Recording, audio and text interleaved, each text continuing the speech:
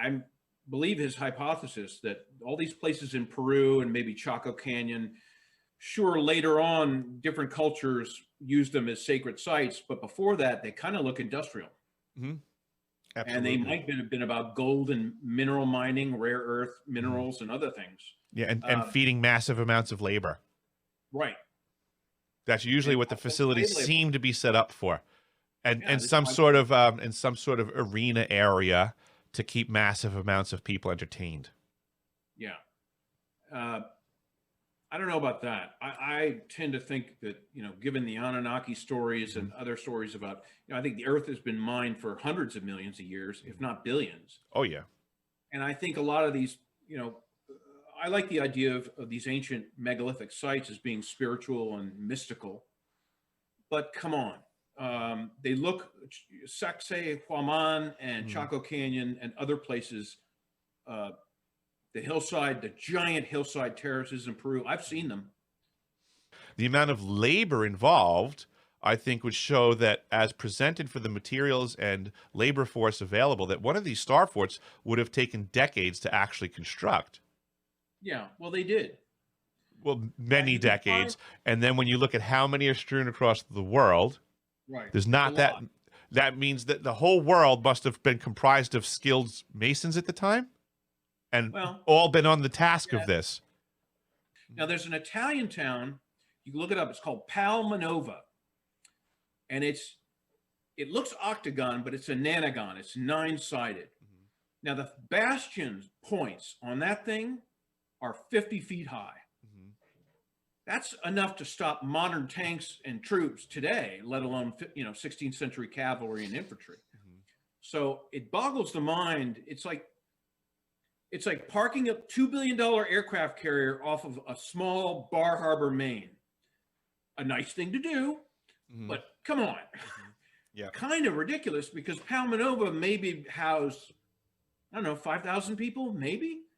It was a huge construction just for this one town. Mm-hmm. And some of those things are so big and complex, like the ones in Holland.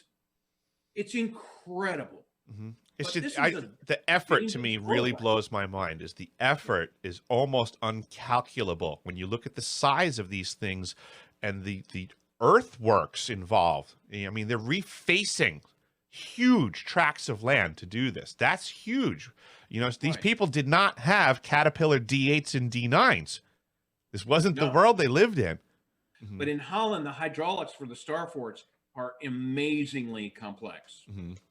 Interesting. And it's kind of like those Freemason architects using sacred geometry for all the designs may have been taking advantage of the natural earth energy of the ley lines in those spots. Mm-hmm.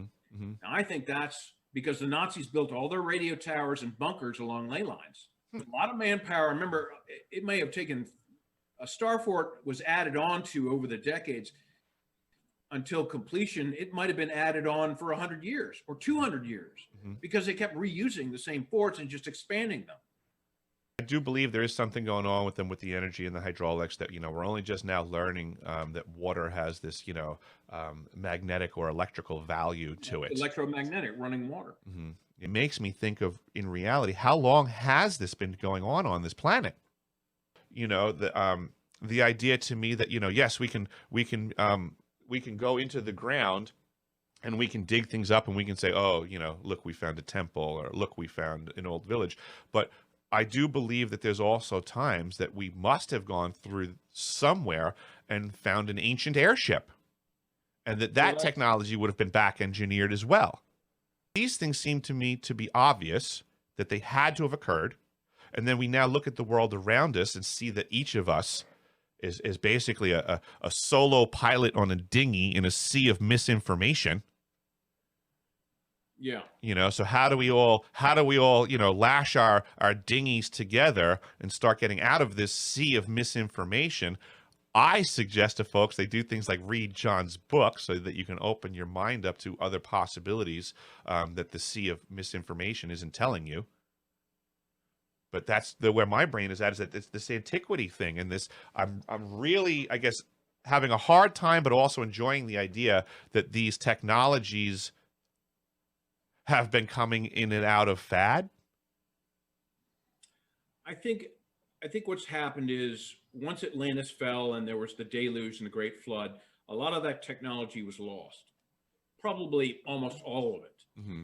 But what happened was there was repositories of information, and there were survivors that helped re-kick-start civilization.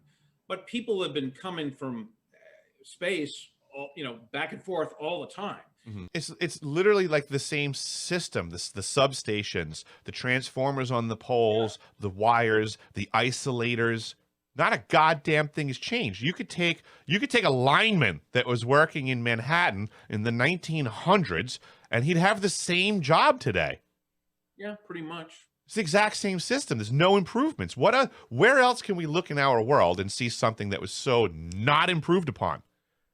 Yeah, So it's either A, a testament to Tesla being awesome, which he was, or B, a testimony to people that don't want any efficiency or advancement, which is also true.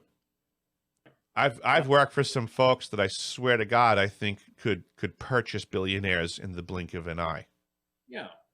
There's unlimited money in the world. It's just I've worked for people that definitively were laughing at people that thought Rupert Murdoch was rich. I mean, I think it's moot point now. Yep. Truly, the 3% elite circles of the world, truly the 3% of everybody, Mm-hmm. Money is meaningless. Absolutely. Yep. They probably don't even use it. They're flying around in black triangles as their private jets. Mm-hmm. They have underground bases at their disposal. They don't need cars. They're flying around in little things. The little things that are coming online, like the quadcopters. Mm-hmm. Now those will be electric. It almost seems to me, in a way, that like the whole money scam, in a way, like you were saying, like it's not like they need the money. No. But in a way, it's like they need you to not have it. That's the power play. So they need to have an economy that has a lot of money available, and they just need you to not have it. They need you to want it. They need you to labor for the things that, all the stuff. But you're right, because the wealthy certainly don't need any more money. But what they do need to make sure of is that you don't start getting it. So wealth is being able to wake up in the morning and not have to worry about money. You can just move forwards with whatever your creative mind wants to do, and you can put your energy towards things. A lot of folks would be shocked at how few and far between these people are that exist. The vast majority of people are caught up in the survival of life. And a lot of that being caught up is through the intentions of the people that aren't caught up, making sure the others stay caught up, because that's to their benefit. Self-perpetuating system that is closed. Mm-hmm. Well, I'll just say that, even the military, some of them have been quoted as saying ET is in charge at the very top. Mm-hmm. So, not the nice ETs are in charge. Mm-hmm. So they want to have everyone on camera, everyone's tracked by their phone, even by their electromagnetic body signature. Mm-hmm. They can track you, so know where to run unless you go underground. Mm-hmm. And even there, I don't even know. And so they want to monitor everyone, and they want to put a chip in everyone's brain, or they're doing it now with nanites. That's frightening. Mm-hmm. With viruses and vaccines, they might be doing that right now. And so they want to create a self-perpetuating slave society where there's no chance of protest, no chance of people disrupting the system. It's smooth. It's like Nazi Germany on steroids with really high-tech stuff. And what I would like to change a word there, and what you had, is just remove the word, this slave concept, and let's just look at it like a farm. We're not being slaved, we're being farmed. We do that with everything here right now. We farm chickens, we farm cows, we farm corn. They're commodities. That's all it is no personal feelings. We don't get mad most of us don't get mad at the chicken. We don't get mad at the corn. We don't give it any feelings. So I don't think that any of these off-worlders are necessarily evil slave traders. I think they're just farmers. A lot of them, yeah. And it's just business, and I'm just a galactic chicken to a lot of different things out there. Yeah. I mean, there's definitely something to that as well. It's sort of that indifference. Right. Kind of like, hey, you guys are great, but Hmm. you're really valuable to me as a commodity too. So Do you cry over the grilled asparagus as you bring it in to put it on the dinner table? Hmm. my favorite was the old MASH episode from the 70s, and they ran out of morphine.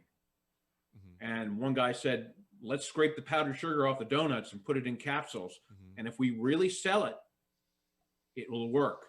Now, that episode was based on a true story. I believe it. And I know the placebo effect to be. I know this to be a fact. You don't even have to convince me. Yep, I've studied this. Doctors prescribe sugar pills to people all the time. Yep.